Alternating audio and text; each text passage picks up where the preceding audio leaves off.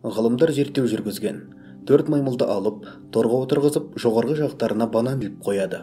Маймылдардың қарындары ашып, бананды алу үшін жоғары секіргенде, олардың үстінен суық су құйып отырады. Біраз уақыттан соң олардың бананды қайта алғылары келіп секіреді. Оларды тағы да сумен шаяды. Осылай бірнеше рет қайталанады. Кейіннен маймылдар бананға тек қарап отырады. Секіріп алуға қорқатын жағдай туындайды. Кейіннен торға жаңа маймылды отырғызады.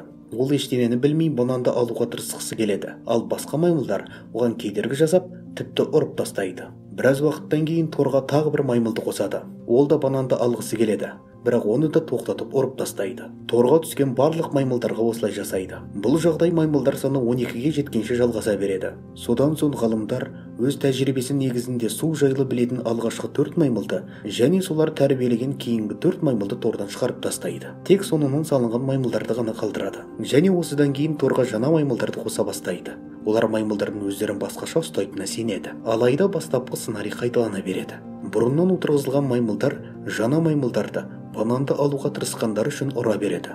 Енді оны суға шайылып көрмеген маймылдар да қайталайды. Оларда банандарды тиісуге болмайды деген қатаң ой қалыптасады.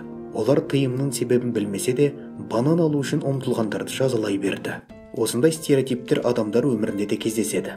Сіз бірдеңеге қол жеткізгіңіз келсе, сізге міндетті түрде кедергі жасайтындар табылады. Себебі бұл жасалуға тиіс нәрсе. Сізді қоршаған адамдардың естіген жағымсыз ақпараты, немесе біреудің жағымсыз тәжірибесі оған себеп болуы мүмкін. Адамдар жағымсыз көп заттар айтады. Райыңыздан қайтарғысы келеді. Оның мүмкін еместігіне сендіруге тырысады. Өзіңізді қолға алыңыз, өзіңізге сеніңіз, және ешкімнің сөзіне ермеңіз.